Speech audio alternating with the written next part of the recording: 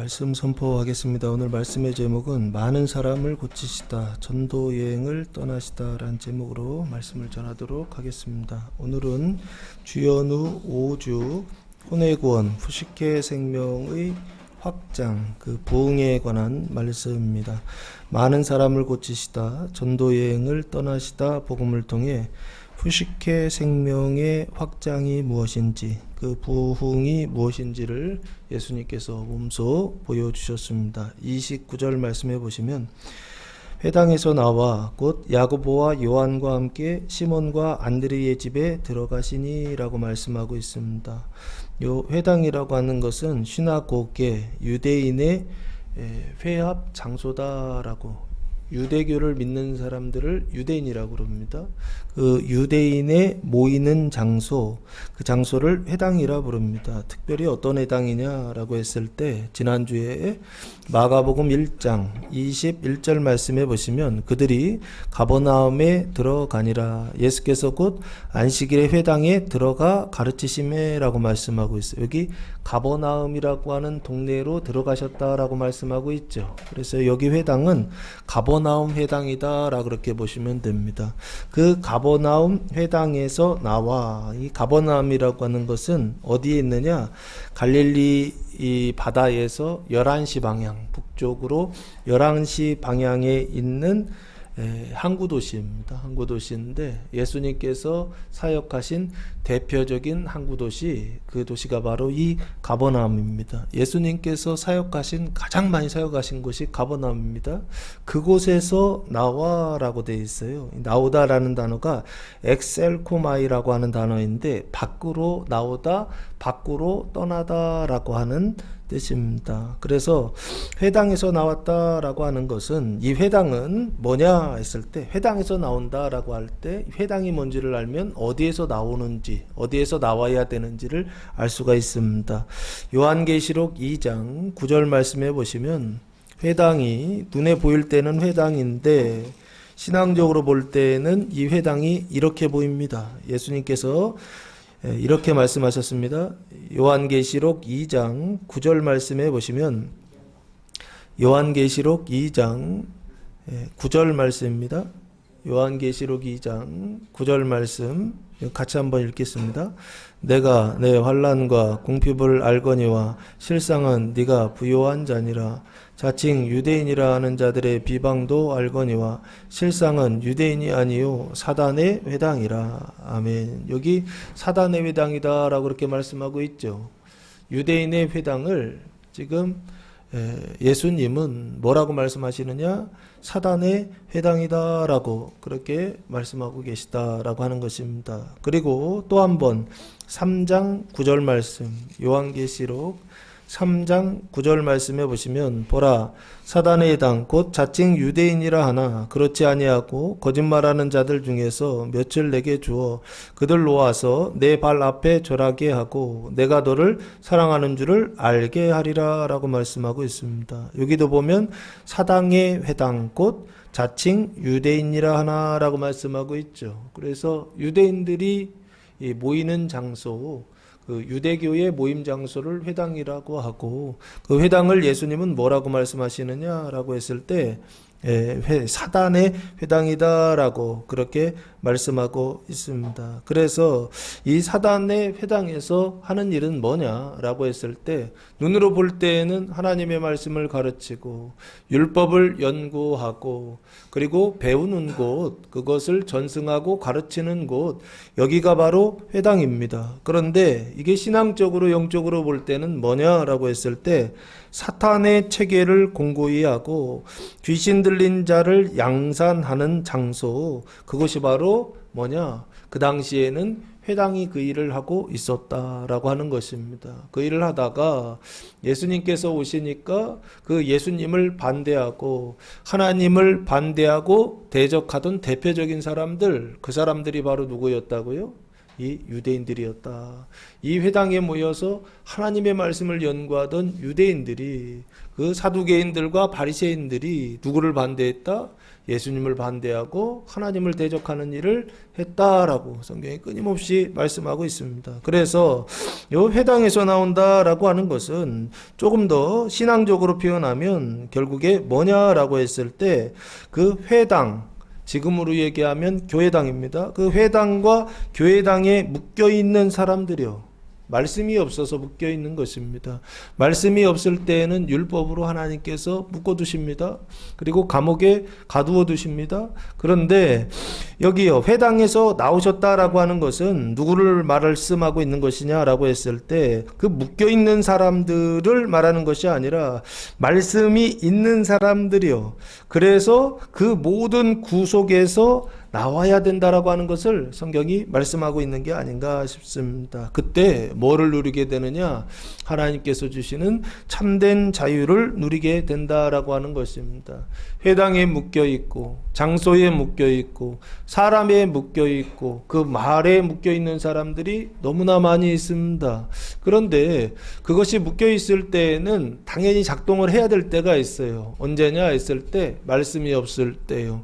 하나님의 의가 없을 때요. 그래서 나라가 바뀌지 않은 사람들은 그 윤리나 도덕이나 율법이나 하나님의 말씀이라고 하는 이 행위 언약에 묶여 있어야 됩니다. 왜? 죄인이기 때문에 하나님께서 구속해 놓으신 것입니다. 그러나 그 죄로부터 구원받은 사람들이요, 하나님의 말씀을 믿고 구원받은 사람들은 어디에서 나와야 되느냐? 이 죄와 사망의 체계에서 나와야 됩니다. 그 사슬에서 나와야 됩니다. 나와서 어디로 들어가야 되느냐? 나라요. 하나님께서 다스리시는 나라, 그 통치 다스리시는 나라로 들어가야 된다라고 하는 거. 여기요, 해당에서 나와라고 말씀하시는데 이 해당에서 나온다라고 하는 것은 결국에 모든 장소와 사람의 구속으로부터 나와야 된다라고 하는 것을 말씀하고 있는 게 아닌가. 근데 누가 나와야 되느냐? 말씀 없는 사람들은 나오면 안 됩니다. 말씀이 있는 사람들이 그곳에서 나와 참된 자유를 누려야 된다라고 하는 것입니다. 나오는데 곧 야고보와 요한과 함께 시몬과 안드레의 집에 들어가시니, 나와서 어디에 들어가시느냐? 집에 들어가셨다.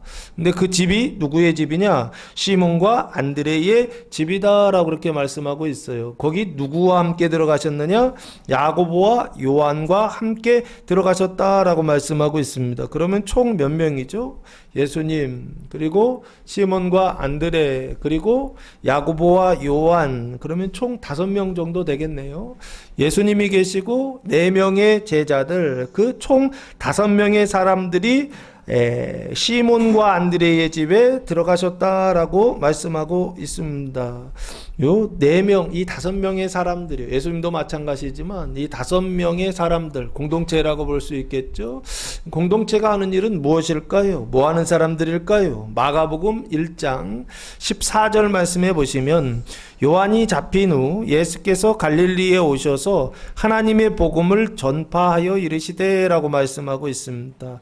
하나님의 복음을 전파하는 자, 그 사람이 바로 누구냐면 이 5명의 사람들이다라고 보시면 좋지 않을까 싶습니다. 이 사람들은 그냥 함께 몰려다니면서 놀러 다니는 것이 아닙니다. 희덕거리기 위해서 다니는 것이 아니라 아주 분명한 목적을 향해서 함께 다녔다는 것입니다. 그게 바로 뭐냐면 하나님 나라의 복음이요, 하나님의 복음, 그 하나님의 복음을 전파하기 위하여 함께 동행하고 있었던 사람들, 이 사람들이 바로 이 5명의 사람들이고, 그 예수님과 함께 제자들이 어디에 들어가셨느냐? 집으로, 시몬의 집으로 들어가셨다라고 그렇게 말씀하고 있습니다. 예수님께서 이 집에 들어가시기 전에 이 시몬과 안드레의 집은 어떤 상태에 있었느냐라고 했을 했을 때 30절 말씀해 보시면 시몬의 장모가 열병으로 누워 있는지라 사람들이 곧 그 여자에 대하여 예수께 여짜온대라고 말씀하고 있습니다. 시몬의 장모라고 돼 있죠. 장모라고 하는 것은 아내의 어머니를 말하는 것이죠. 아내가 있다라고 하는 것이죠. 그러면은 시몬 베드로는 결혼했나요? 안 했나요? 했죠? 그래서 기혼자다라고 그렇게 보시면 좋지 않을까 싶습니다. 아내가 있는, 그리고 아내의 엄마였던 장모가 있는 사람, 그 사람이 바로 시몬 베드로입니다. 그 시몬 베드로가 집에 들어갔는데 그 집에 누가 있었느냐? 시몬의 장모가 있었다는 것입니다. 근데 어떤 상태에 있었다고요? 열병으로 누워 있었다라고 하는 것입니다. 화병으로 누워 있어 본 적 있으신가요? 예, 마음의 스트레스가 너무 강해가지고 이기지 못해서 그것 때문에 몸져 누워가지고 머리에다가 이렇게 수건 하고서 누워 있어 본 적 있으신가요? 여기요. 시몬의 장모가 열병으로 누워 있었다 할 때 이 열병이라는 단어가 피레소라고 하는 단어입니다. 뜻은 불이 붙다. 그래서 어떤 상태냐면 열이 있다라고 하는 것입니다. 그러면 어디에 열이 있을까요? 당연히 이 육신에 열이 있겠죠. 사르크스의 열이 나타나는 상태, 뭐 39도, 막 40도 아주 고열이 나타나는 어떤 그런 상태가 아닐까 싶습니다. 그러면 이 장모가 왜 열이 났을까? 한번 유추해 봤습니다. 시몬의 장모가 시몬의 집에 와서 열병으로 지금 누워 있어요. 왜 누워 있을까라고 했을 때 이건 그냥 유추입니다. 성경에는 쓰여 있지 않고 시몬 때문에, 사위 때문에 화병으로 누워 있는 것 아닌가라고 생각해 봤습니다. 왜 화병이 들었느냐라고 했을 때 가장이, 그 집에 가장이 그 가장의 역할을 다하지 않고 누구를 따라다니고 있느냐면 돈도 되지 않는 예수님을 따라다니고 있어요. 돈은 벌지 않고 예수님만 따라다니고 있어요. 그래서 누구 때문에? 딸 때문이죠. 자기가 같이 살 건 아니고 딸이 같이 살아야 되는데 그 딸의 남편이 나가서 물고기는 잡아오지 않고 돈은 벌어오지 않고 누구만 따라다녀요? 예수님만 따라다녀요. 그러면 여자 입장에서 속 터져 안 터져요? 속 터지죠. 솔직히 아내가 이 정도 되면은 집 나가야 되죠. 그렇죠? 근데 지금 장모님이 누워있다는 얘기는 아직 완전히 파국으로 간 것 같지는 않아요. 그러니까 마지막 단계인 것 같아요. 가정이 무너지는 그 마지막 단계에 있는 것 같은데 왜? 아직 거기 누워 있으니까. 열병으로 누워 있다라고 하는 거, 스트레스를 받고 있다라고 하는 거, 몸에 불이 붙어 있다라고 하는 것 자체가 아직은 그 존재 자체가 거기에 남아 있다는 것입니다. 가정이 완전히 무너지지는 않았다라고 하는 걸 보여지는 것이 아닌가라는 생각을 해봅니다. 그래서 이 장모가 마음에 생각하기를 아마 못마땅하게 생각해서 누구를요? 맨날 예수님만 쫓아다니는 사위가 못마땅하게 생각되어서 그래서 그 생각이 어디에 불을 붙였느냐? 몸에 불을 붙여서 그 불이 붙어서 몸에서 물이 열이 나는, 그래서 몸져 누울 수밖에 없는 상태, 이 상태를 열병이라고 표현하고 있는 게 아닌가라는 생각을 해봤습니다. 그 열병의 상태를 우리는 소위 이렇게 생각하는데 성경에서 이렇게 말씀하고 있는 게 아닌가 싶습니다. 요한계시록 20장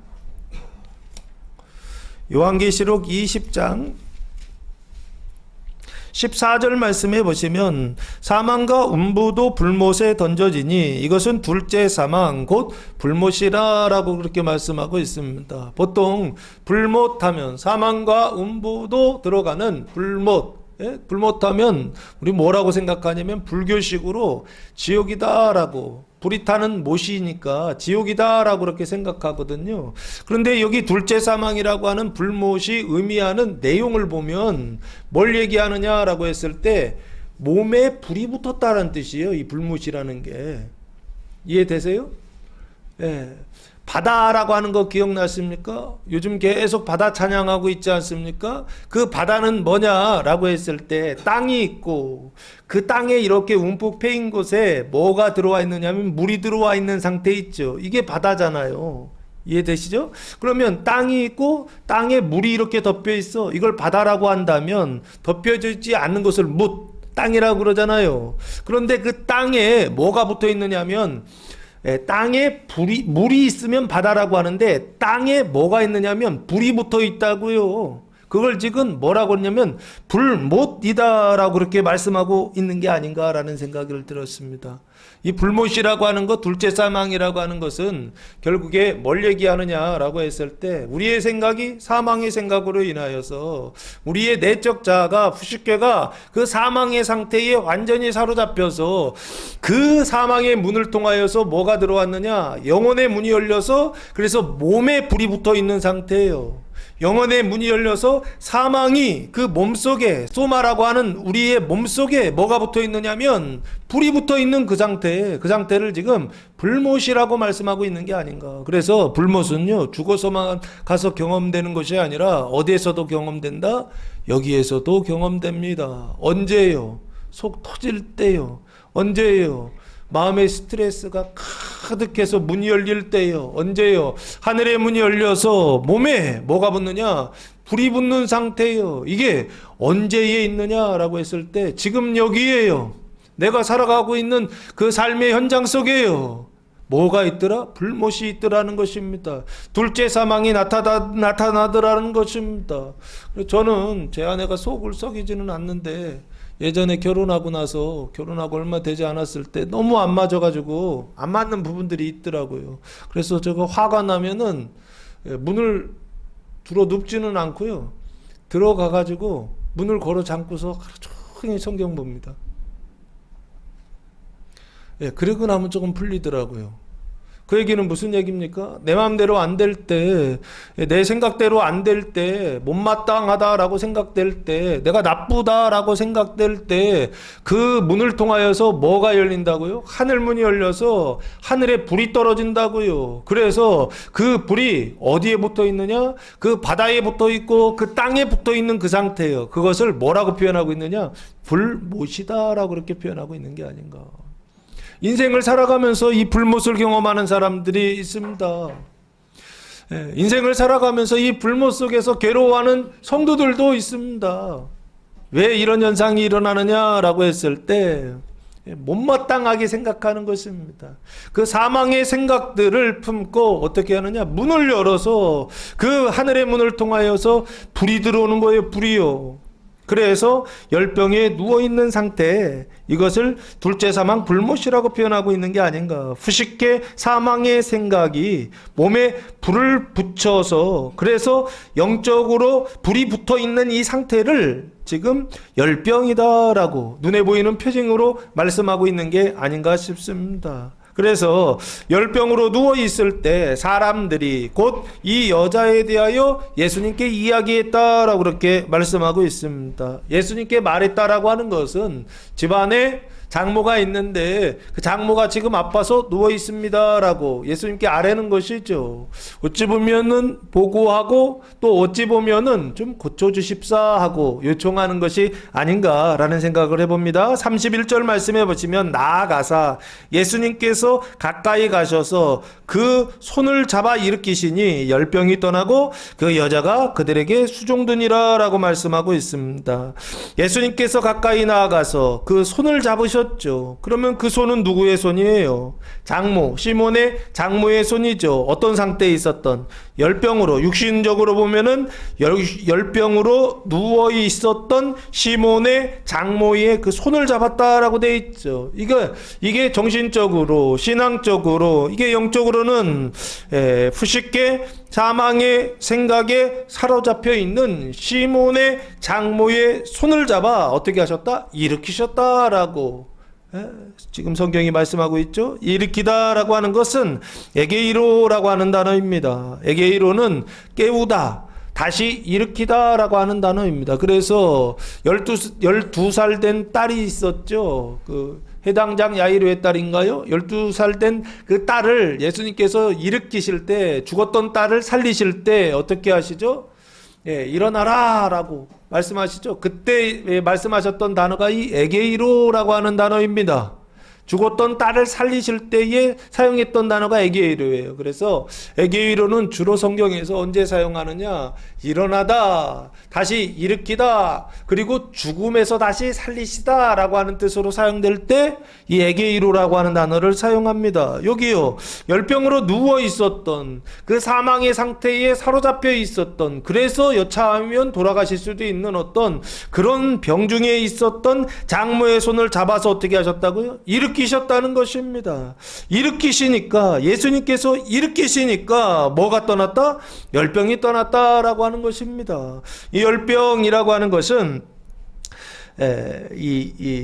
열병이라고 하는 것은 프레토스라고 하는 명사를 사용했더라고요. 열병이 떠났다 할 때, 떠나다라는 단어가 아피에미라고 하는 단어를 사용했는데, 떠나다, 보내다, 그리고 사람의 마음으로 뭐 하느냐? 용서하다라고 하는 뜻이 있더라고요. 그러니까 떠나 보냈다라고 하는 것은 열병도 떠나갔지만 육신적으로 볼 때는 열이 떠나간 것이죠. 몸에 열이 있었는데 그 열을 이기지 못해서 지금 누워 있는 거거든요. 그런데 그 열이 떠나가고, 그리고 뭐가 떠나갔느냐? 그의 영혼이에요. 그들의 생각이요, 이 장모의 생각이요, 못마땅하다라고 생각하던 그 사망의 생각이 함께 그 열과 함께 어떻게 됐다? 떠나갔다라고. 열병이 떠나갔다라고. 그래서 어떤 상태가 되느냐 했을 때 그 못마땅하던 것들이 용서가 되었다라고 그렇게 보시면 좋지 않을까 싶습니다. 떠나고 그 여자가 예수에게, 그들에게 수종들었다라고. 그러면 이 여자는 어떤 여자입니까? 후식계 사망의 그 지정의에 사로잡혀 있었던 여자가 후식계 생명의 지정의의 상태로 변화되었다라고 그렇게 보시면 좋지 않을까 싶습니다. 그 여자가 그들에게 수종들었다. 그래서 생각이 바뀌는 것이죠. 그 육신에서는 열이 떠나고 그의 영혼의 상태는 사망이 생명으로 바뀌는, 생각이 바뀌는 변화가, 못마땅하던 것이 이제는 못마땅한 게 아니에요. 이전에는 왜 그렇게 살아? 라고 생각했던 것이 이제는 그 일이 참된 일이네 라고 그 생각이 완전히 변화되는 여자, 그게 바로 지금 여기 시몬의 장모가 아닐까 싶습니다. 그래서 생각이 바뀌고, 그리고 그의 육신의 그 열이 떠나가니까 여자의 태도가 달라지죠. 그들에게 수종들었다라고 그렇게 말씀하고 있습니다. 이 수종들다라는 단어가 디아코네오라고 하는 단어입니다. 뜻은 수행원이 되다, 시중들다, 섬기다라고 하는 것입니다. 그때 보통 명사형으로 우리가 섬김이란 단어가 있잖아요. 이 섬김이 바로 이 수종들다라고 하는 단어입니다. 그래서 하나님의 섬김이요, 이 여자가 그들에게 수종들었다라고 하는 것은 하나님의 진짜 섬김을 지금 말씀하고 있는 것입니다. 그 하나님의 진짜 섬김이 어떻게 되느냐? 다시 일어나게 하셨다. 예수님께서 이 여자를 일으키셔서 열병이 떠나가고, 그리고 뭐가 일어나게 되셨느냐? 하나님의 섬김이요, 하나님의 참된 섬김이 이 여자 안에서 어떻게 해요? 다시 일어나게 하셨다라고 하는 것입니다. 그럼 반대 섬김이 있죠. 그 섬김은 어떤 섬김입니까? 사람의 섬김이요, 하나님의 섬김이 아니라 사람의 섬김이라고 하는 것이 있습니다. 그 사람의 섬김은 어떻게 되고 끝나고요, 사람의 섬김은 끝나고 누구의 섬김이 시작되는 하나님의 섬김이 다시 일어나게 하는 그 일을 지금 누가 하시느냐? 예수님이 하고 계신다. 이것을 사람의 내적 자아요, 사람의 생각이요, 푸시케 그 사망의 섬김이 푸시케 생명의 섬김으로 어떻게 하시느냐? 다시 일으키시는 그런 변화, 이게 바로 지금 예수님께서 하시는 일이다. 첫째는 해당에서 나오게 하시고, 두 번째는 시몬의 집에 들어가게 하시고, 세 번째는 무슨 일을 하시느냐? 그 열병을 앓고 있었던 장모의 손을 잡아 일으키셔서 열병이 떠나가게 하시고, 그 푸시케 사망의 생각이 떠나가게 하셔서 영혼이 구원받게 하시고 육신이 구원받아서 건강한 삶으로 하나님을 섬기게 하시는 분, 그분이 바로 누구다? 예수 그리스도시다라고 하는 거 성경이 말씀하고 있습니다. 사랑하는 성도 여러분, 나오시기 바랍니다. 회당에서 나오시기 바랍니다. 사람의 해당에서 나오시기 바랍니다. 그 사람의 그 말들의 그 모든 묶임으로부터 탈출할 수 있는 출애굽이라고 하는 게 애굽에서 탈출하는 것이거든요.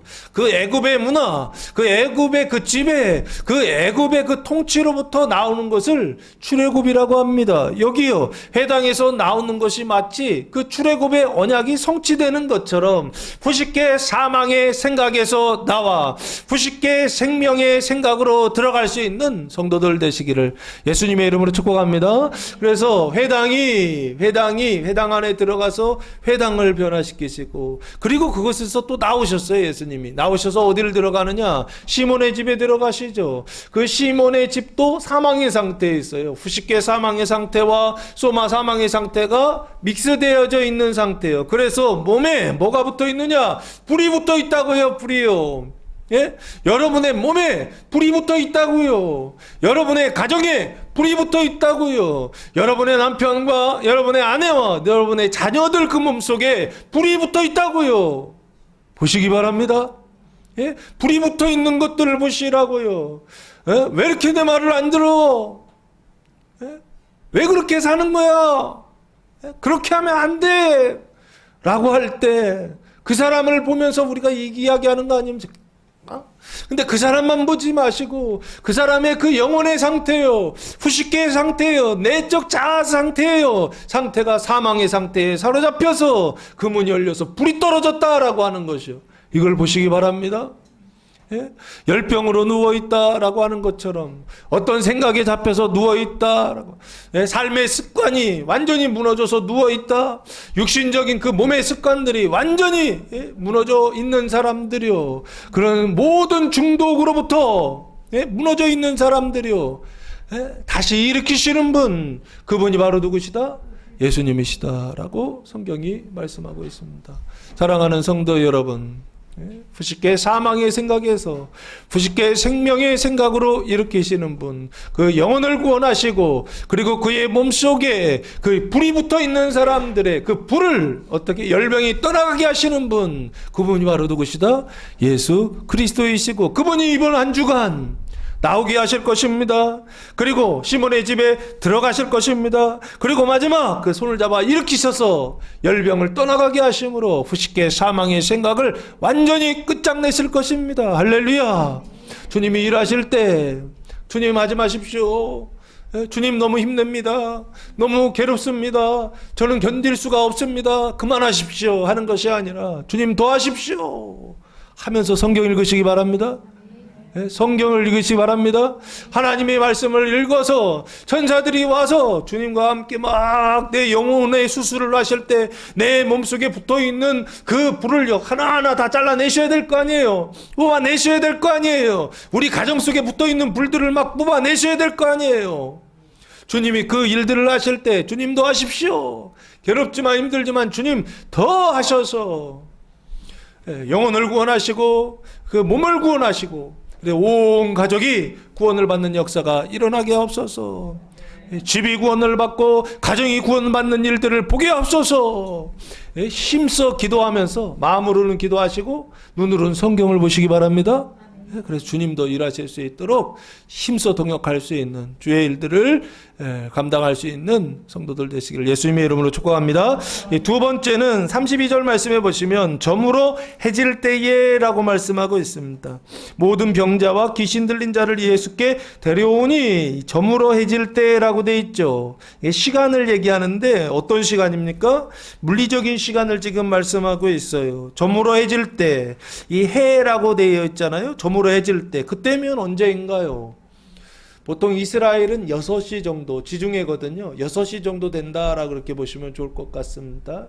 6시 정도에 해가 진다라고 한다면 그 해질 때입니다. 해가 지기 바로 직전에 해질 때라고 그렇게 보시면 좋지 않을까 싶고요.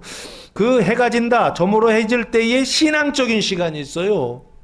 물리적인 시간이 있는 것처럼 신앙적인 시간이 있어요. 오늘 여기요, 그 저물어 해질 때를 일부러 이렇게 기록해 놓으신 이유가 있지 않을까라는 생각을 해봅니다. 그 신앙적인 시간이 있다는 것입니다. 그 신앙이 언제일까요? 마태복음 24장 29절 말씀에 보시면 인자가 오는 곳을 버리라 주님 말씀하시죠. 이거 재림에 대한 말씀이다라고 보통 해석합니다. 근데 이제 재림이라는 단어를 강림이라고 대부분 바꾸시더라고요. 29절 말씀에 보시면 그날 환란 후에 즉시 해가 어두워지며 달이 빛을 내지 아니하며 별들이 하늘에서 떨어지며 하늘의 권능들이 흔들리리라 라고 말씀하고 있습니다. 여기 해가 나오죠. 해와 달과 별들이 나오는데 조금 환란 후에 해가 어떻게 된다? 어두워진다 라고 돼 있죠. 이 어두워지는 것이요, 그 어둠의 상태, 해가 빛을 내지 않는 상태, 낮이 끝나고 밤이 되는, 그래서 빛이 없어지고 어둠이 되는 그때, 이때를 지금 여기요, 해가 해질 때에 라고 그렇게 말씀하고 있는 게 아닌가 싶습니다. 그래서 여기 마태복음 24장 29절에 그 해가 어두워진다 할 때, 해와 달과 별들 이야기할 때 그 해와 달과 별들은 뭐라고 말씀드렸죠? 해와 달과 별들이요, 이 해와 달과 별들은 육신적으로 보면 아버지와 어머니와 형제들, 요셉을 통해서 그렇게 말씀드렸죠. 그리고 해와 달과 별들은 또한 뭐다? 하늘의 천신들, 뭐 두 가지 그렇게 큰 의미로 설명을 드렸습니다. 눈으로 볼 때는 아버지와 형제들, 가족들이라고 생각한다면, 눈으로 보이지 않을 때에는 안 보이는 신적인 존재들이 있다고 그랬죠.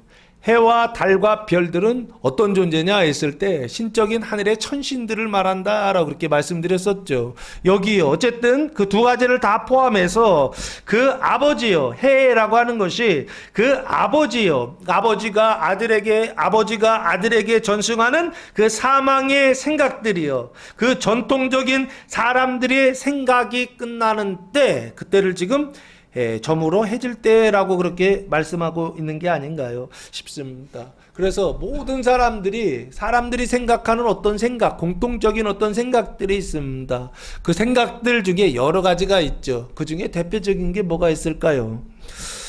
제가 늘 목회하면서 들었던 얘기가 하나 있습니다. 어른 목사님들이 이렇게 가끔 이렇게 하실 때가 있어요. 무슨 얘기를 하시냐면, 목회를 아무리 이렇게 오래 해도 사람들은 변화가 되지 않아, 그런 얘기를 하시더라고요. 사람들은 변하는 게 아니야, 그렇게 얘기하시더라고요. 아닙니다. 사람은 사람을 변화시킬 수 없지만 하나님은 사람을 변화시키는 줄로 믿습니다. 그래서 사람의 생각은 변화되지 않는다는 거예요. 그런데 하나님의 말씀, 하나님의 생각은 뭐느냐? 변화된다라고 말씀하시거든요.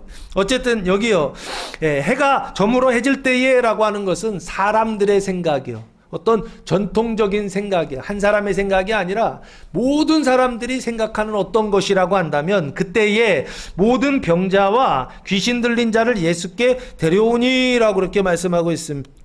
이 모든 병자라고 할 때 단어는 카코스라고 하는 단어를 썼습니다. 약하게, 서투르게, 병든, 아픈, 그래서 그 마음의 상태가 불행한이라고 하는 그런 뜻을 가지고 있어요. 병자라고 하는 단어는 육신적인 병만 있는 게 아니라 마음의 병까지 있어서, 그래서 불행한 어떤 이런 상태를 다 포함한다라고 보시면 좋을 것 같고, 귀신 들린 자라고 돼 있죠. 이 귀신 들린 자는 디아모니조마이라고 하는 단어를 사용했는데요, 귀신에 사로잡혔다라고 하는 것입니다. 그래서 귀신이 이 사람을 어떻게 하느냐면 통치하고 다스리는 상태. 그럼 이 사람은 귀신에게 그 말을 듣고 복종하는 상태. 그때 이 사람의 상태는 괴롭힘을 당하는 상태다라고 그렇게 되어 있습니다. 어떤 괴롭힘일까요? 요한복음 10장 10절 말씀해 보시면 그 괴롭힘의 내용이 크게 세 가지로 나와 있습니다. 예수님께서 말씀해 주셨는데, 요한복음 10장 10절 말씀해 보시면, 도둑이 오는 것은, 도둑이 결국에 귀신입니다. 도둑이 오는 것은 도둑질하고 죽이고 멸망시키려는 것뿐이요, 내가 온 것은 양으로 생명을 얻게 하고 더 풍성히 얻게 하려는 것이라 라고 말씀하고 있습니다. 도둑이 오는 이유와 목적이 있죠. 첫 번째는 뭐 하려고? 도둑질 하려고 오는 거죠. 두 번째는요, 도둑질하고 나서 죽이려고 오는 거죠. 세 번째는요, 멸망시키려는 것뿐이요. 죽인다는 것은 육신의 죽음, 멸망이라고 하는 것은 그것보다도 조금 더 높은 차원의 죽음이요, 그 영혼의 죽음을 이야기하는 것이 아닐까. 그래서 그의 영혼을 데리고 어디요? 마귀와 함께 불못에 들어가는 거, 이게 바로 도둑, 귀신들이 하는 일이 아닌가라는 생각을 해보았습니다. 어쨌든 그 귀신 들린 자를 예수께 데려왔다라고 그렇게 말씀하고 있습니다. 그 예수님은 눈으로 볼 때는 인자 예수님이시고 신앙적으로 볼 때는 예수님은 어떤 분이신가요? 그 하나님의 나라, 그 의와 생명의 통치를 하는 자, 그분이 바로 누구시냐면 예수님이시죠. 그럼 병든 자와 귀신 들린 자는요, 그 통치가 없는 사람들이요, 그 뱀의 통치 가운데, 그 마귀의 통치 가운데, 사단의 통치 가운데, 그 죄와 사망의 통치 가운데 빼앗기고, 그리고 도둑질하니까 빼앗기고 죽이고 멸망당하는 이 사람들이요. 그 두 사람이 어떻게 되느냐면 한 자리에서 지금 만났다라고 하는 것입니다. 예수님께로 데려왔다라고 하는 것입니다. 이 사람들이 병든 자라면 예수님은 그럼 어떤 사람일까요? 그 병을 고치는 자죠. 그 병을 고치는 사람을 뭐라고 불러요? 의사라고 부르지 않습니까? 어떤 의사일까요? 육신적인 것도 고쳐주시지만 그 육신적인 것을 고쳐주시는 것을 통하여 뭐를 고치시고 싶으냐면 그의 영혼이요, 후식회를 고치시고 싶으신 것입니다. 잘못된 생각이요, 사람의 생각을 고쳐주고 싶으신 거예요.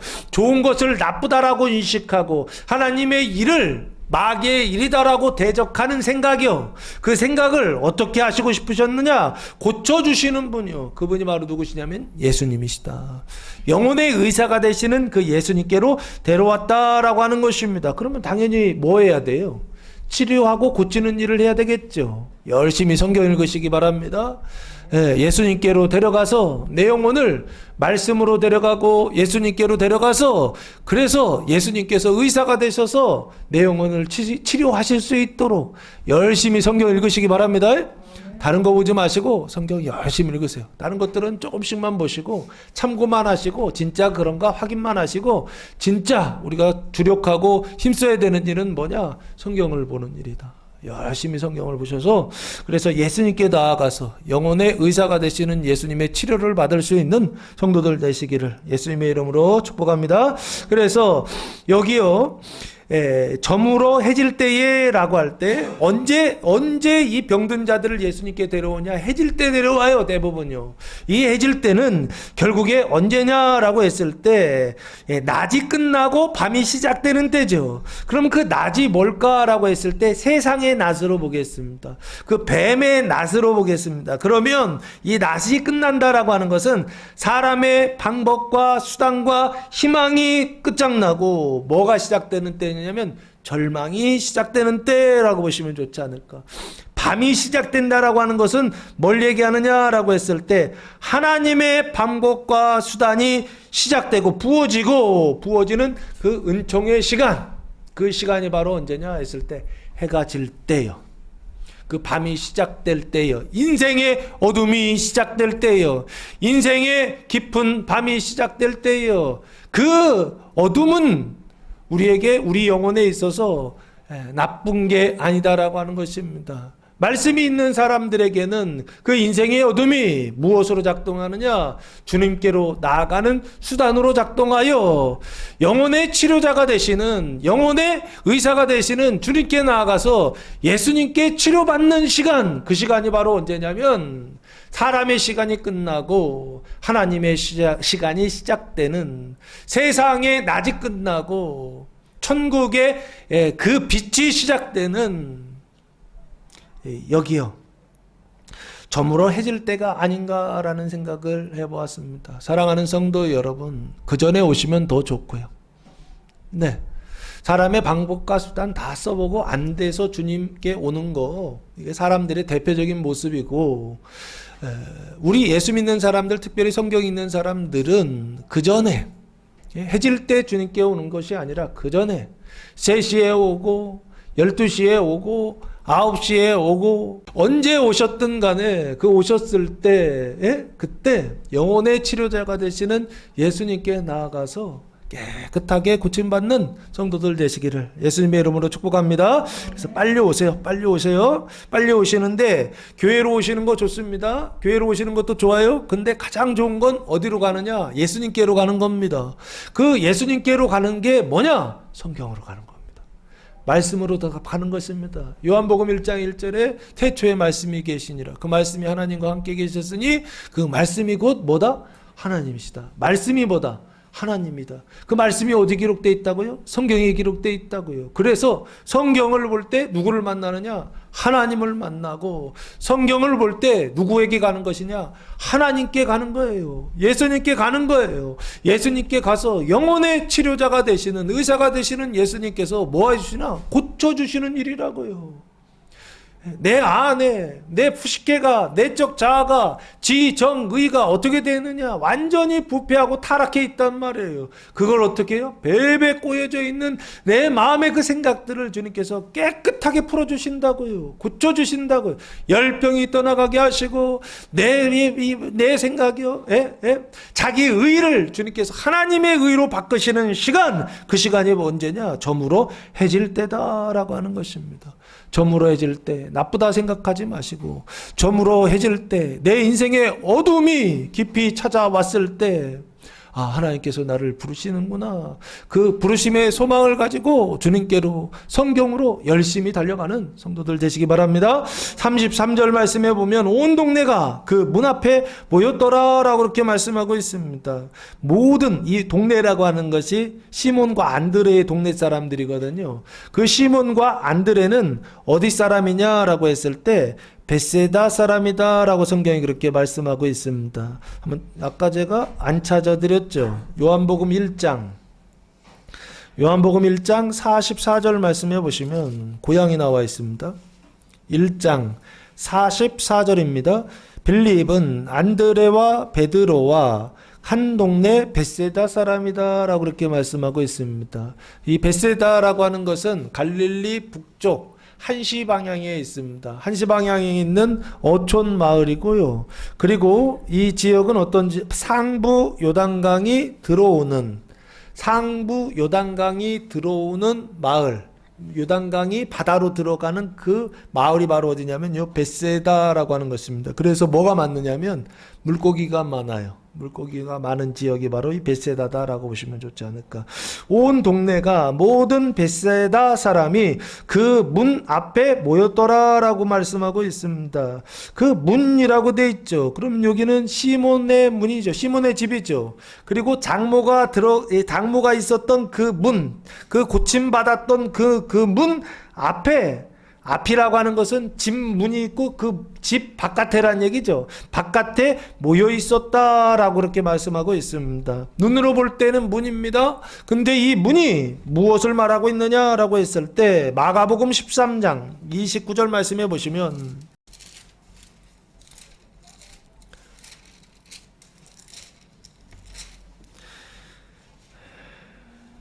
마가복음 13장 29절 말씀해 보시면, 이와 같이 너희가 이런 일이 일어난 것을 보거든 인자가 가까이 곧 문 앞에 이른 줄 알라라고 말씀하고 있습니다. 여기 보시면 문 앞에 이른 줄 알라라고 돼 있죠.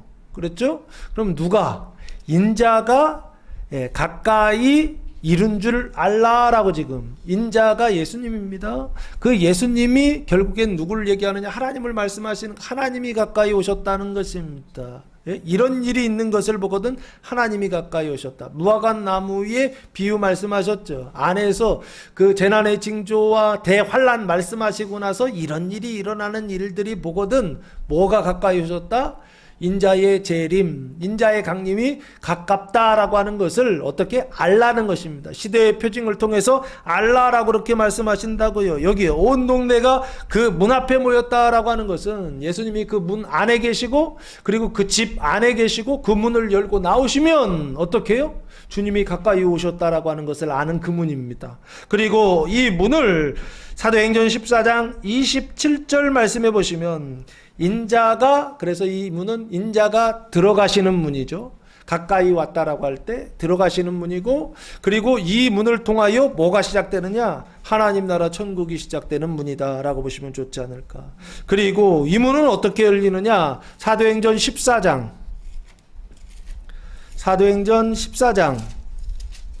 27절 말씀해 보시면, 그들이 이르러 교회를 모아 하나님이 함께 행하신 모든 일과 이방인들에게 믿음의 문을 여신 것을 보고하고 라고 말씀하고 있습니다. 여기 보시면 믿음의 문이라고 하는 것이 나오죠. 눈에 보이는 문이 있습니다. 근데 그 눈에 보이는 문은 표징이에요.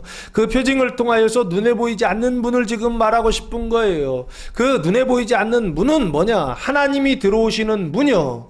인자가 들어오시는 문이요. 그 문을 열고 주님을 영접하고 그 문을 열고 하나님을 영접해야 되는데 그 문은 어떻게 열리느냐라고 했을 때 여기요.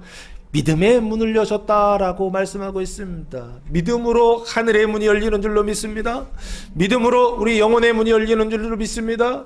믿음으로 우리 내적 자아 푸시케라고 하는 지정의의 문이 열려서 그 타락하고 부패한 우리 안의 그 본성요, 영혼의 본성을 깨끗하게 수술하시기 위하여 누가 들어오시느냐? 예수님이 들어오신다. 하나님이 들어오신다는 것입니다. 그런데 그 문이 언제 열리느냐? 믿음을 가질 때, 믿음의 문을 통하여서 그 문이 열린다는 것입니다. 믿음을 통하여 문이 열린다라고 하는 것입니다.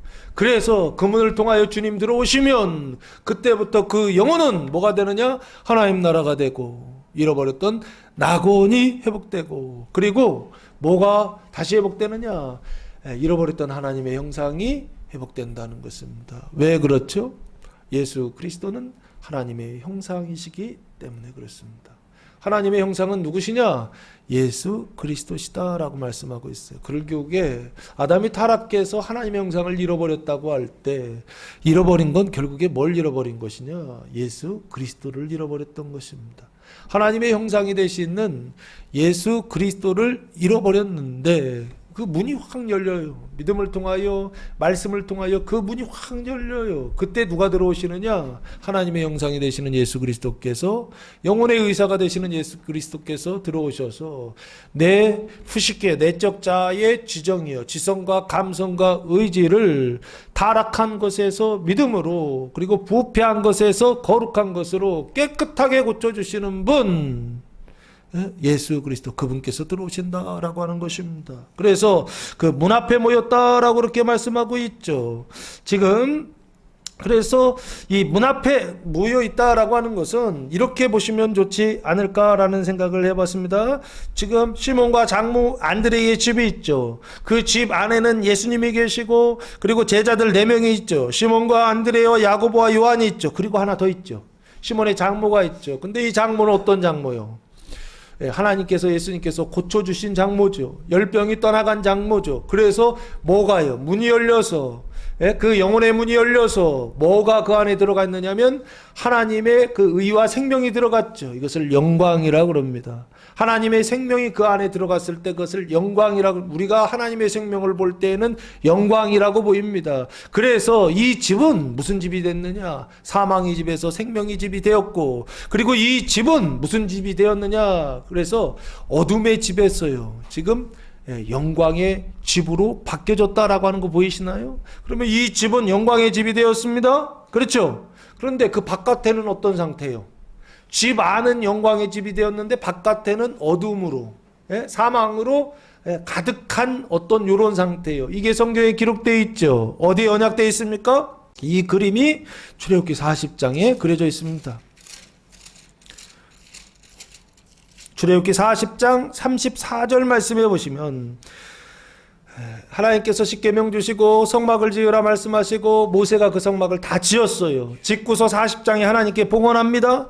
봉헌했을 때 34절 구름이 회막에 덮이고, 그 전까지는 회막에 구름이 덮이지도 않고 영광이 들어오지도 않았습니다. 하나님의 영광이 성막에 충만하매라고 말씀하고 구름도 없었고 영광도 없었습니다. 근데 하나님께 봉헌했을 때 그때 뭐가 나타났느냐? 구름이 회막에 덮였다라는 것입니다. 그리고 하나님의 영광이 성막에 충만했다는 것입니다. 이 구름은 물리적인 구름? 눈으로 볼 때는 그렇게 보입니다. 그러나 영적인 구름이다라고 말씀드렸죠. 이 구름은 누구다? 천사들 떼다라고, 그렇게 천군 천사들을 말할 때 구름이다라고 그렇게 표현한다고 했습니다. 그리고 뒤에 하나님의 영광이 성막에 충만했다라고 되어 있죠. 그렇죠? 그 하나님의 영광이 성막 안에 들어가셨다는 얘기죠. 그러면 성막이 뭐가 되었다는 것입니까? 영광의 집이 되었다라는 것이죠. 그래서 그때야 비로소 뭐가 되느냐면 말씀으로 지어진 성전이 되었다라는 뜻입니다. 그래서 제가 늘 말씀드리는 게 하나님의 영광이 성령이 들어오실 때 하나님의 영광이 들어오실 때는 반드시 어느 집에 들어오신다? 말씀으로 지어진 성전 안에 들어오신다. 하나님이 지으라고 성막을 지으라고 말씀하셨고 그래서 25장에서 말씀하셨고 35장에서 그래서 짓기 시작하거든요. 그러면 성막을 지은 다음에 뭐가 들어온다? 영광이 들어온다. 성막을 안 지었어요. 하나님의 말씀으로 성전을 안 지었어요. 안 지었는데 영광이 들어왔다. 성령을 받았다 그래요. 불을 받았다라고 그래요. 성전이 안 지어졌는데 받았대요. 그러면 그 성령은 성령입니까? 악령입니까? 종교 생활을 많이 하는 사람들이요. 교회 생활을 많이 하는 사람들이요. 신앙 생활을 오래 한 사람들이요. 이 사람들이 말씀으로 성전을 지어야 되는데 성전 짓는 게 뭔지 몰라요. 그리고 또 성전을 짓는 것까지는 했는데 성전을 지어놓고서 내 거 하나님께 봉헌해야 되는데 내 거라고 하는 사람들이 있어요. 그러면은 하나님의 영광이 들어온다 안 들어온다? 안 들어와요. 언약하신 대로 들어오시는 거예요. 성령이 들어온다라고 하는 것은 마태복음, 마가복음, 누가복음, 요한복음이 안 들어오잖아요. 예? 그때 마태, 마가, 누가, 요한복음의 성전을 싹 지어놓으시니까 사도행전 2장에서 성령이 딱 들어오시잖아요. 성령이 들어오실 때는 그냥 들어오신 게 아니라 약속하신 대로 들어오시는 것입니다. 그런데 약속하신 대로 안 하고서 성령이 들어와요. 그러면 문이 열려서 뭐가 들어오느냐? 영혼의 의사가 되시는 예수님이 들어오는 게 아니라 성령이 들어오시는 게 아니라 악령이 들어온다고요.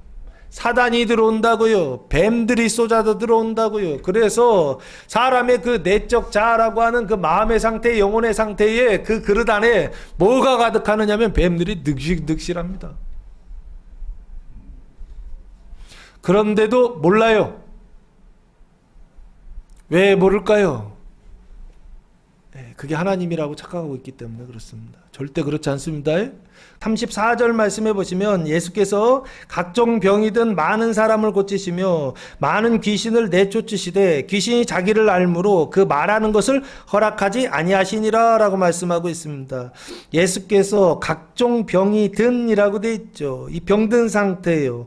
이 병이란 단어가 노소스라고 하는 단어를 사용했는데 많은 다양한 병들이죠. 그 다양한 병들은 결국에 뭐의 열매냐 했을 때 부식회 사방의 열매다라고 보셔야 되지 않을까 싶습니다. 그 열매가 나타나는 현상을 각종 병이 들었다라고 그렇게 말씀하고 있는 게 아닌가라는 생각을 합니다. 그리고 많은 사람을 고치시며라고 든 많은 사람을 고치시다. 고치다는 단어가 데라퓨라고 하는 단어인데 시중들다, 그리고 치료하다, 그리고 찬양하다, 경배하다라고 하는 뜻을 가지고 있습니다. 고치는 건 결국에 뭐 하는 것이냐? 치료하는 것이다 라고 생각하지만 실제로 어떤 과정을 통해서 치료하시느냐 했을 때 짊어지는 과정을 통하여서 치료하신다는 것입니다. 시중드는 과정을 통하여서 치료하신다는 것입니다. 어떻게 치료하죠? 그 사람 안에 있었던 병이요, 그 사람 안에 있었던 사망이요,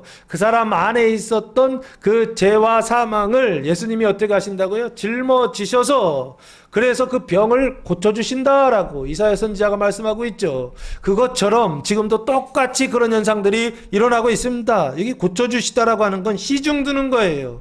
어떻게 시중드느냐라고 했을 때 그 사람의 사망은 우리 안에서 역사하고 그리고 우리의 생명은 그 사람 안에 역사하여서 그 사람 안에 있었던 그 사망의 병들을 깨끗하게 고쳐주시는 것입니다. 어떻게요? 시중드는 방식으로요. 그래서 시중든다라고 하는 것은 봉사한다, 섬긴다라고 생각하지만 이건 표징입니다. 봉사하고 섬기는 것을 통하여서 실제로는 무슨 시중을 들어야 되느냐? 그 죄와 사망을 씻어주는 시중을 들어야 된다고요. 그 죄와 사망은 무엇을 통해서 씻을 수 있다고요?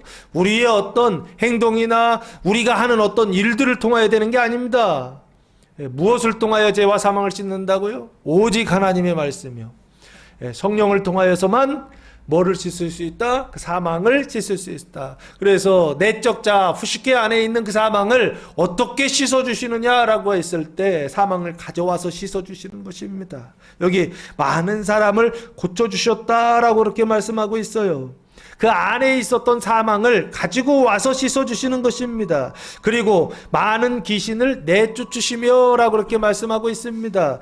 여기 많은 귀신이라고 할 때 귀신이라는 단어는 다이모니온이라고 하는 단어입니다. 이 다이모니온은 신적 존재, 악마라고 하는 뜻입니다.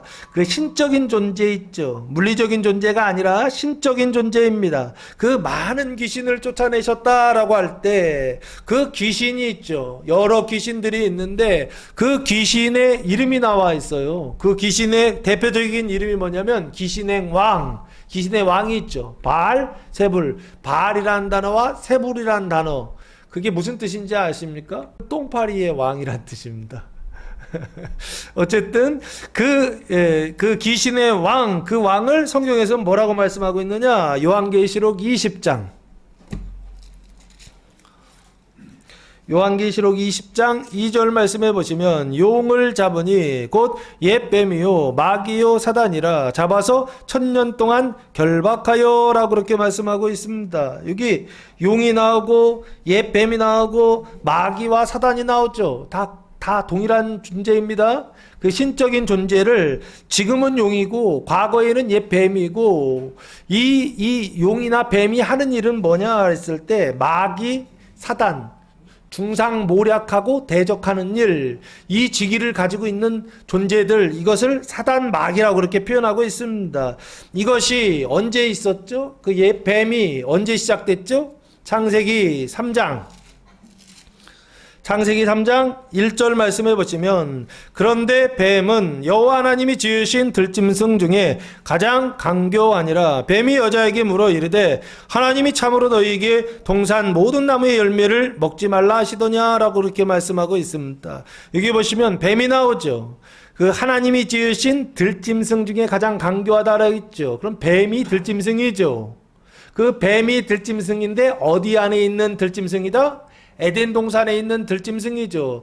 이 뱀은 말을 한다 안 한다? 말을 하는 뱀이죠. 그러면 기어다닐까요? 걸어다닐까요? 이때는 아마 기어다니고 날아다니지 않았을까 싶습니다. 어쨌든 여기요. 많은 귀신의 뿌리요. 그 왕은 누구냐라고 했을 때 뱀이요 용이다라고 그렇게 말씀하고 있는데 그 푸시케 사망의 뿌리요. 그 뿌리는 결국에 뭐냐 했을 때 이 옛 뱀을 지금 말하는 것입니다. 그 뿌리를 뱀을 어떻게 한다고요? 뽑아내시겠다는 것입니다. 뱀이 우리 영혼의 자리에 있는데 그 뱀을 주님께서 오셔서 어떻게 하신다고요? 그 안에서 그 자리에서 뽑아내셔서 쫓아내시는 일, 그것을 많은 귀신을 내쫓으셨다라고 그렇게 말씀하고 있습니다. 사랑하는 성도 여러분, 여러분의 몸속에 병을 떠나가게 하시고 여러분의 영혼 속에 있는 그 귀신이나 그 마귀나 그 사단이나 우리가 느낄 때는 그 푸시케 사망의 뿌리를 뽑아내어 주시는 그 일들이 이번 한 주간 있을 것입니다. 할렐루야. 열심히 성경 읽으시기 바랍니다. 귀신들이 쫓겨나갈 것입니다. 푸시케 사망의 생각들이 쫓겨나갈 것입니다. 내가 느낄 때는요, 사망이 쫓겨나가는 거예요. 사망이 생명으로 바뀌는 것입니다. 내 안에 사망이 있었단 말이에요. 사망의 생각이 있었단 말이에요. 그런데 그 사망의 생각이 어떻게 된다고요? 변화되는 것이 원래 있었거든요. 근데 걔가 없어지는 것입니다.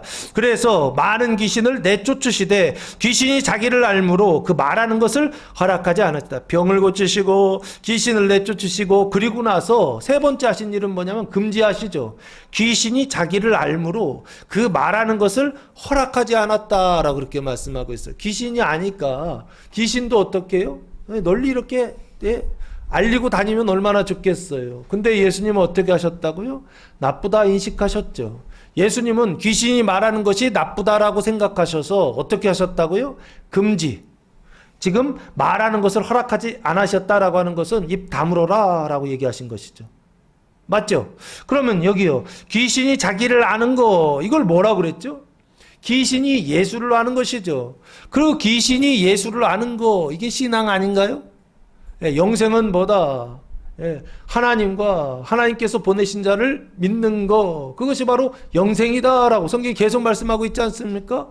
영생이라고 하는 건 아는 거라고 요한복음에서 계속 얘기한다고요. 그 안다라고 하는 것은 육신적으로 아는 걸 얘기하는 게 아니라고요. 안다라고 하는 것은 하나님께서 알려주시는 알물 얘기한다고요. 근데 여기요, 귀신이 자기를 안다라고 그렇게 말씀하고 있습니다. 예수님을 아는데 하나님이 아시는 예수가 있고 귀신이 아는 예수가 있다는 것입니다. 아버지께서 아시는 예수가 있고 사단이 아는, 뱀이 아는 예수가 있다는 것입니다. 알면 다 되는 거 아닌가 이렇게 생각한다고요. 그렇죠? 우리가 신앙생활을 하면서 성경을 알고 그리고 하나님의 말씀을 알고 그리고 하나님을 알고 예수님을 알면 되는 것이지 뭐 무슨 상관이 있나? 이렇게 생각한다고. 아니라고요. 아는 것도 두 가지가 있다고요. 해야 되는 알미 있고 하지 말아야 되는 알미 있다고요. 그 하지 말아야 되는 알미 바로 뭐냐? 귀신이 자기를 아는 겁니다. 귀신이 예수를 알려주는 거예요. 할렐루야. 여러분이 가지고 있는 예수님에 대한 지식, 여러분이 가지고 있는 예수님에 대한 믿음은 하나님이 알려주신 것입니까? 귀신이 알려주신 것입니까? 그만두시기 바랍니다. 예? 귀신이 알려주는 건 그만둬야 된다고요. 귀신이 알려주는 것은 받아먹으면 안 된다고요. 귀신이 알려주는 것은 듣지 말아야 된다고요. 귀신이 말하는 것은 말하지도 말아야 된다고요. 지금 예수님께서 그걸 말씀하고 있습니다. 그래서 이 믿음을 감리교를 만드신 웨슬리 목사님은 뭐라고 설명하셨느냐면 귀신의 믿음, 마귀의 믿음이다 라고 그랬습니다. 이 마귀의 믿음은 무엇입니까? 마음으로 믿는 것이 아니라 뭐로 믿는 것이다? 머리로만 믿는 것이요. 사람의 머리로만 믿는 믿음이 있는데 그 믿음은 누가 알려주는 거다? 마귀가 알려주는 거다라고 그랬습니다. 하나님이 알려주실 때는 머리로도 알지만 또한 무엇으로요? 그 머리를 뚫고 들어가서 마음으로까지 알려주십니다. 하나님이 알려주실 때는 그래요. 그런데 누가 알려준다? 뱀이 알려줄 때는, 귀신이 알려줄 때는 어디에 멈춰선다고요? 여기요. 머리에만 멈춰져 있는 지식이요. 하나님에 대한 지식이요. 성경에 대한 지식이요. 예수님에 대한 지식이 머리에만 머물러 있다고 한다면 그 믿음은 누가 알려준 거냐 했을 때 하나님이 알려준 게 아닐 수 있는 확률이 99.9%. 거의 100%다라고 보시면 됩니다. 여러분이 가지고 있는 지식이요. 여러분이 가지고 있는 믿음은 누가 알려주신 것입니까? 그래서 구원받지 못하는 믿음이 세 가지가 있다. 첫 번째는 이교도의 믿음, 두 번째는 마귀의 믿음, 세 번째는 공생의 사도들의 믿음도 구원받지 못하는 믿음이더라고 웨슬리 목사님이 그렇게 설명을 해주셨습니다. 특별히 여기요. 귀신이 자기를 알므로 할 때 이건 마귀의 믿음입니다. 그 마귀의 믿음, 말하는 것을 뭐 하지 않았다? 허락하지 않았다. 예? 말하지 마세요. 말하지 마시라고요. 하나님이 알려주시는 것만 말해야 됩니다. 하나님이 알려주시는 것을 마음으로 믿고 말해야 되는데 마귀가 알려주는 것을 머리로 믿고서 말하는 사람들이 있어요. 이거 그만두시라고요. 나도 죽는 일이고 상대방도 죽는 일입니다. 그래서 말하는 것을 허락하시지 않았다는 것은 그 말하는 것은 귀신의 말을 허락하지 않았다는 것이면 하나님의 말씀은 전해야 되겠죠. 그래서 예수님의 말씀은 전해야 되겠죠. 예수님이 전파하셨던 것입니다.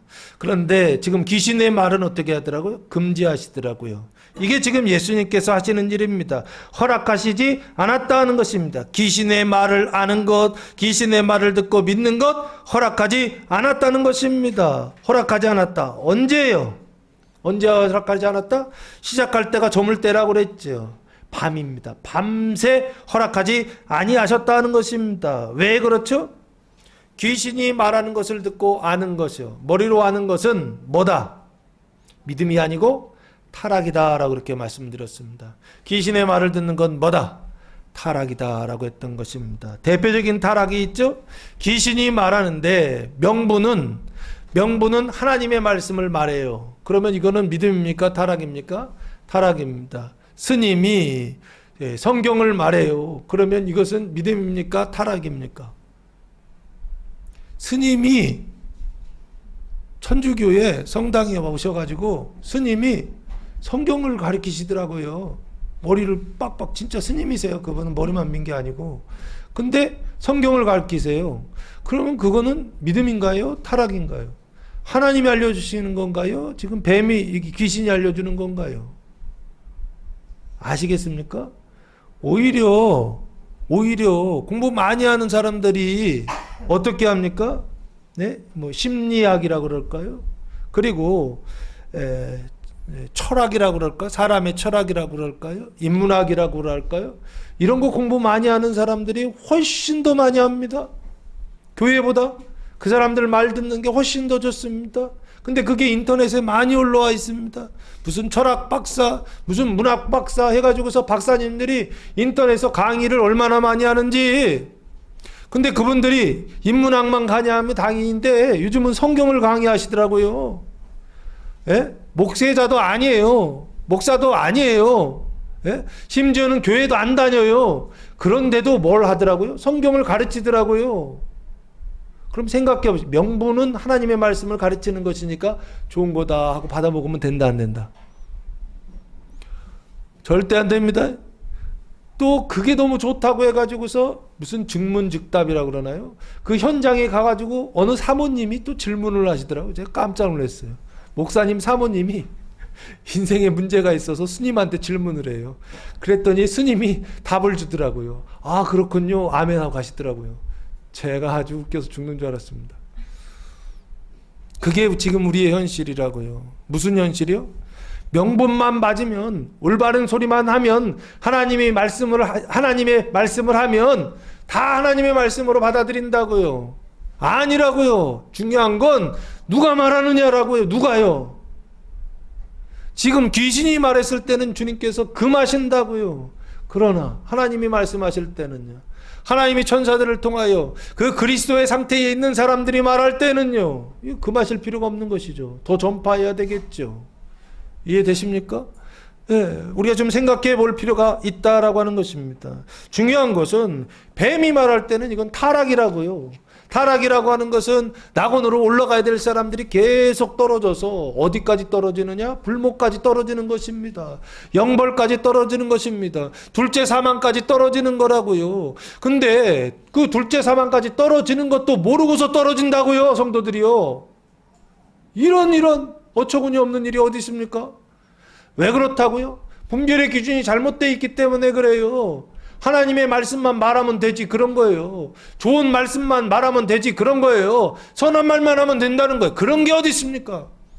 성경에서 말하는 타락은 누가 말하느냐입니다.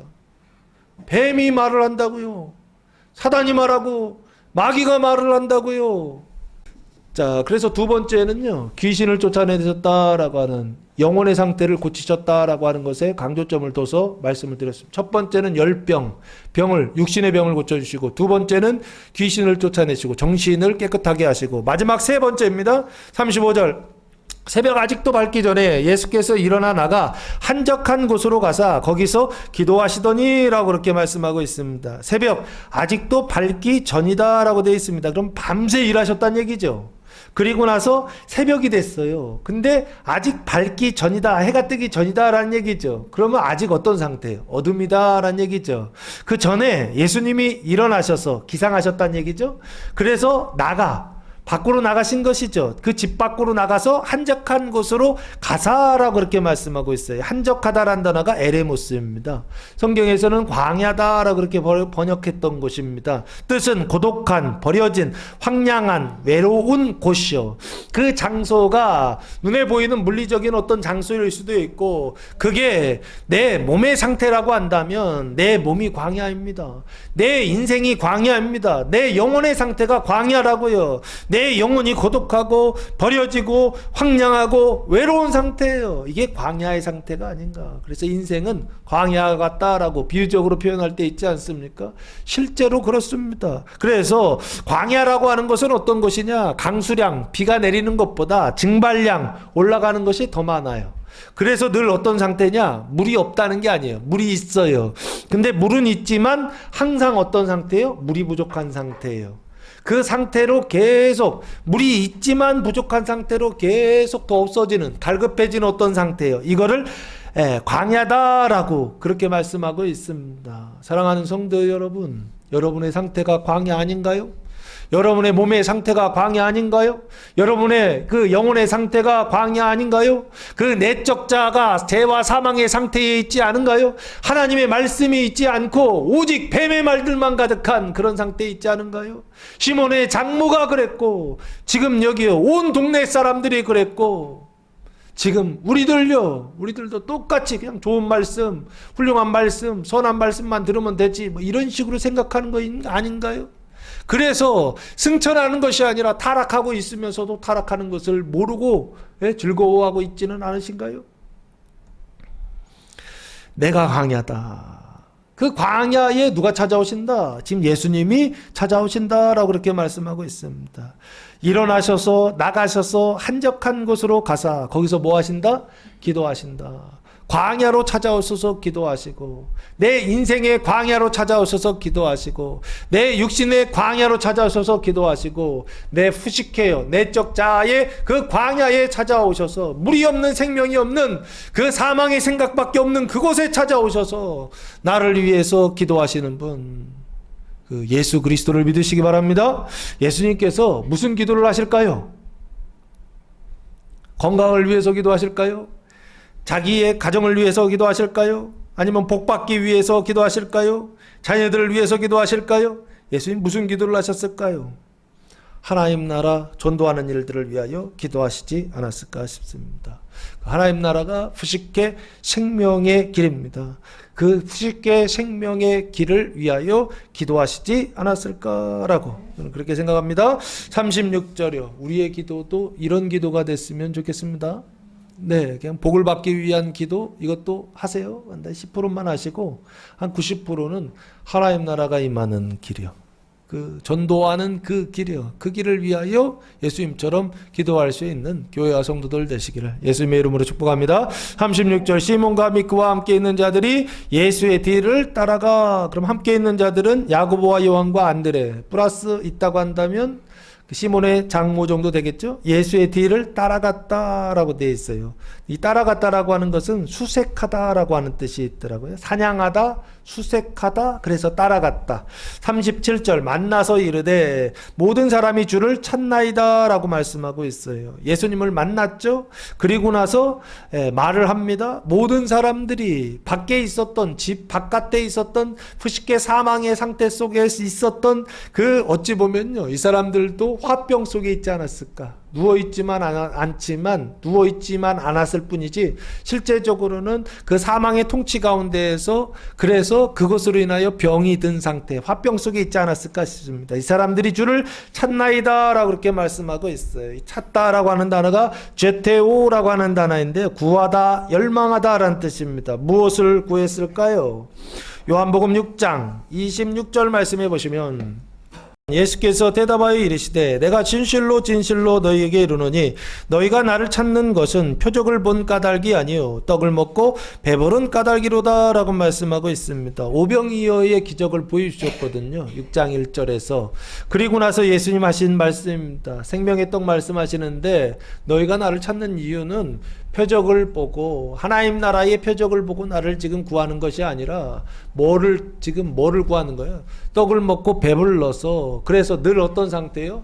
떡을 먹기를 바라면서 지금 나를 구하고 배부르기를 바라면서 나를 지금 구하고 있다라고 지금 예수님 말씀하셨죠. 그럼 오병이어 때도 똑같다고 한다면 지금 병을 고쳐주실 때도 마찬가지죠. 병을 고쳐주시는 표적, 하나님 나라의 표적을 보고 예수님을 따르는 것 아니요. 귀신을 쫓아내시는 표적, 그 하나님 나라의 표적이요. 내적 자아를 사망에서 생명으로 고치시는 그 표적을 보고 주님을 따르는 것이 아니라 뭐를 보고 따른다고요? 눈에 보이는요, 귀신이 정신이 온전해지는 귀신이 쫓겨나는 그것만 보고서 주님을 따르고, 그리고 뭐 때문에요? 병이 고쳐지는 그것만 보고서 주님을 따르고 있다라고 지금 예수님 말씀하고 있는 게 아닌가 싶습니다. 그러면 이 사람들이 찾는다라고 하는 것은 잘 찾고 있는 것입니까? 잘못 찾고 있는 것입니다.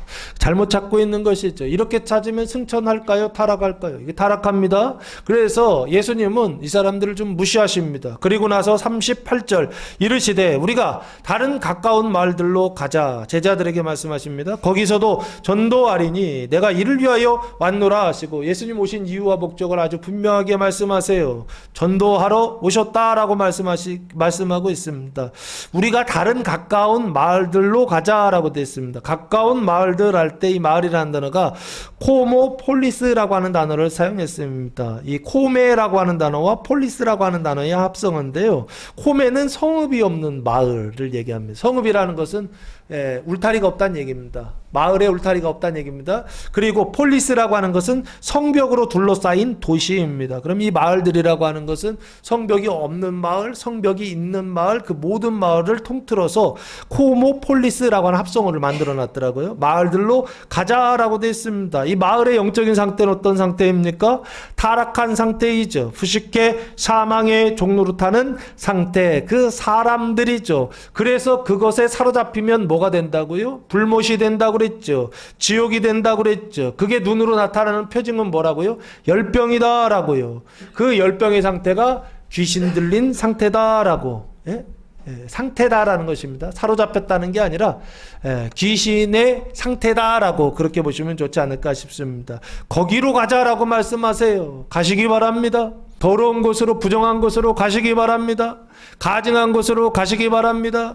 깨끗한 곳, 거룩한 곳, 여기만 좋아하는 것이 아니라 주님은 어디로 가신다고요? 더럽고 가증한 곳으로 가자라고 말씀하십니다. 거기서도 뭐 하리니? 전도하리니 라고 이렇게 말씀하고 있어요.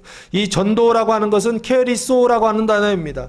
공적인 선포자로서 전파하다, 공포하다라는 것입니다. 뭘 전파할까요? 하나님 나라를 전파하시겠죠. 무엇을 통해서요? 치유사역과 축사사역을 통하여, 표징을 통하여서 하나님 나라요, 특별히 사람의 영혼요, 푸식해 생명의 길을 전파하리니 내가 이를 위하여 왔노라 하시고 그 오신 이유와 목적을 말씀하시고 나서 그리고서 실천하십니다. 39절 이에 온 갈릴리에 다니시며 그들의 여러 회당에서 전도하시고 귀신들을 내쫓으시더라 라고 말씀하고 있습니다. 온 갈릴리 지방이죠. 지방에 다니시면서 돌아다니셨다는 것입니다. 그들의 여러 회당에서 전도하시며 푸식계 사망의 체계 그 제도를 유지하고 확대하고 재생산하는 곳에서 전도하셨다라고 하는 것입니다. 할렐루야.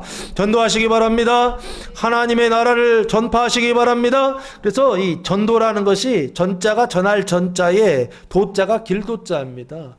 길을 전한다, 도를 전한다라고 지금 전도라고 그렇게 말씀하고, 그래서 보통 교회에서는 선교라고 하는 단어를 많이 씁니다. 선교라고 하는 것은 선자가 베풀선입니다. 교자가 가리킬 교자이고요. 그래서 교를 가리킨다. 하나님의 말씀을 가르친다, 베푼다 라고 하는 게 선교입니다. 여기 전도하시고 또 귀신들을 내쫓으시더라 라고 말씀하고 있습니다. 전도하십시오 했더니 귀신의 말을 전도해. 그럼 돼요, 안 돼요? 안 됩니다. 귀신의 말을 들었을, 귀신의 말에 사로잡혀 있을 때는 어떻게 하셔라? 금지하시고, 그리고 하나님의 말씀으로 충만할 때에는 뭐 하시라? 전도하시고. 그걸 누가 하신다고요? 주님께서 하십니다. 주님께서 이번 주간 전도하게 하실 것입니다. 그 전도하게 하실 때에는 주님이 전도하라고 시키시니까 막 전도하러 나가야 된다, 의무감을 가지고 명분을 가지고 가는 것이 아니라 주님은 데려가시지만 나는 성경의 자리, 말씀의 자리에서 성경을 열심히 읽으시기 바랍니다. 그럼 등을 떠미실 것입니다. 떠밀면 나가요. 근데 안 떠미는 데는 나가지 마시기 바랍니다. 떠밀면 나가는 겁니다. 그리고 나갈 때는, 등 떠밀어서 나갈 때는 정신이 없어. 내가 나가야지 하면 나가는 게 아니에요. 내 의지로 나가는 게 아니라 내 의지와 상관없이 가서 벌써 이미 하고 있어요. 그럴 때는 어쩔 수 없이 하는 거고, 그런데 그런 거 아닌 경우에는 하나님의 말씀이 없을 때 있어요. 그럴 때는 가급적 힘을 꽉 담으시라고요. 왜? 하나님의 말씀이 나가는 게 아니라 말이 나가서. 그래서 승천하는 것이 아니라 타락하는 일들을 시킬 수가 있기 때문에 하지 말라라고 하는 것입니다. 어쨌든 전도하시고 또 귀신들을 내쫓으시더라 라고 그렇게 말씀하고 있습니다. 여기 귀신들이요, 귀신들을 내쫓았다는 것은 귀신들이 있다는 것이죠. 그 귀신들이 사람의 그 마음 속에, 후식계 속에, 내적 자아 속에 그 지정의, 지성과 감성과 의지 속에 있었다는 것입니다. 그 지성의 귀신이 있고 감성의 귀신이 있고 의지의 귀신이 있을 때 나타나는 현상이 뭘까요? 무지입니다.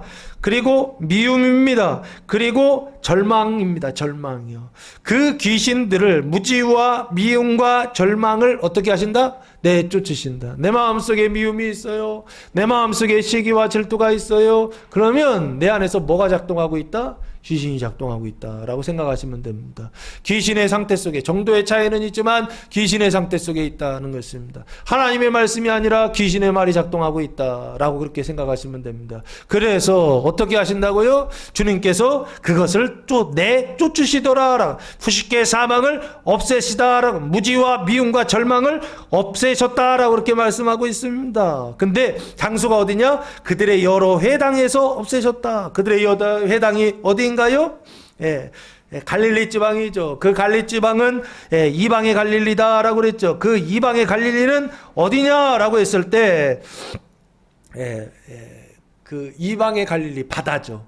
그 바다에 하나님의 말씀을 전하는 것이요. 그것을 영화의 부흥의 확장이다라고 그렇게 보시면 좋지 않을까 싶습니다. 예수님께서 세 번째 무슨 일을 하시더냐 했을 때 하나님 나라의 전도요. 그래서 무엇을 확장하시더라? 하나님 나라를 확장하고 부흥케 하시는 일을 마지막으로 하시더라라고 하는 것입니다. 그러므로 사랑하는 성도 여러분, 이번 주간 그리스도가 나타나는 더러운 귀신 들린 사람을 고치시다 복음이 선포될 때 그 말씀을 믿고 따름으로 하나님 나라가 확장되는 교회와 성도들 되시기를 예수님의 이름으로 축복합니다. 기도하겠습니다. 이제는 우리 주 예수 그리스도의 은혜와 하나님 아버지의 무한하신 사랑하심과 성령의 교통하심이 사랑하는 성도들 머리 위에와 가정 위에와 교회 위에 이제로부터 영원토록 함께 하시기를 간절히 축원하옵나이다. 아멘.